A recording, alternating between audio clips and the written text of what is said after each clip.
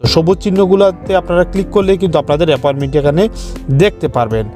তো এটি হচ্ছে আপনাদের অ্যাপয়েন্টমেন্ট। সিভিল আইডির অ্যাড্রেস পরিবর্তন বা সংশোধন করার জন্য যে অ্যাপয়েন্টমেন্ট নিতে হয় সেটি কিভাবে নেবেন, আজকের ভিডিওতে আমি সাহেল অ্যাপসের মাধ্যমে সেটি আপনাদেরকে করে দেখাবো এবং আপনারা নিজেরাই কিন্তু আমার ভিডিওটি দেখে দেখে আপনারাও আপনাদের সাহেল অ্যাপসের মাধ্যমে সিভিল আইডি অ্যাড্রেস পরিবর্তন বা সংশোধন করার জন্য যে অ্যাপয়েন্টমেন্টের প্রয়োজন সেটি আপনারাও নিতে পারবেন।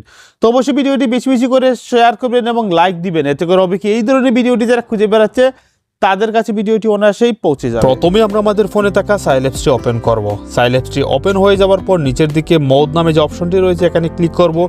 তারপর উপরের দিকে এখানে আমরা ক্লিক করব। এখানে ক্লিক করার পর নিচের দিকে আসবো, আসার পর এই সাইন দেওয়া একটি অপশন রয়েছে এখানে আমরা ক্লিক করব। তারপর নিচের দিকে দেখতে পাচ্ছেন আরও অনেকগুলো অপশন, এখানে আমরা ক্লিক করব। তারপর আরও অনেকগুলো অপশন নিচের দিকে আসবে। তো আমরা আনোয়ার নামে যে অপশনটি এখানে দেখতে পাচ্ছেন এখানে ক্লিক করব। ক্লিক করার পরেই এইরকম একটি অপশন আসবে। তো আমরা এখানে ক্লিক করব। ক্লিক করলে প্রত্যেকটা গভর্নমেন্টের নাম এখানে চলে আসবে। তো আপনারা যে এলাকায় যেতে যাচ্ছেন সেই এলাকাতে সিলেক্ট করবেন। তারপর দেখবেন লাল বা সবুজ, তো সবুজ চিহ্নগুলোতে আপনারা ক্লিক করলে কিন্তু আপনাদের অ্যাপয়েন্টমেন্ট এখানে দেখতে পারবেন। তো এটি হচ্ছে আপনাদের অ্যাপয়েন্টমেন্ট। তো আমরা এখন আমাদের অ্যাপয়েন্টমেন্টটি দেখার জন্য আই বাটনে ক্লিক করব। এখানে শেয়ার বাটন রয়েছে, ডিলেট বাটন বা লোকেশন। তো আই বাটনে ক্লিক করলেই আপনারা আপনাদের অ্যাপয়েন্টমেন্টটি দেখতে পাবেন। আর যে ডিলিট করতে চান ডিলিট বাটন ক্লিক করলে সেটি হয়ে যাবে।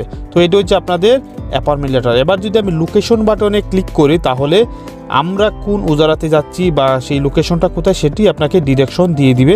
তো আপনারা যদি ট্যাক্সি অথবা নিজ গাড়িতে সেখানে চলে যেতে পারবেন। তো এই নিয়মে যদি আপনারা করে থাকেন তাহলে অবশ্যই আপনারা আপনাদের সিভিল আইডি অ্যাড্রেসের পরিবর্তনের জন্য যে অ্যাপয়েন্টমেন্টটি সেটি আপনারা নিতে পারবেন এবং অবশ্যই আপনারা যে ডকুমেন্টসগুলো রয়েছে নির্দিষ্ট সেই ডকুমেন্টসগুলো আপনাদের সাথে করে নিয়ে যাবেন।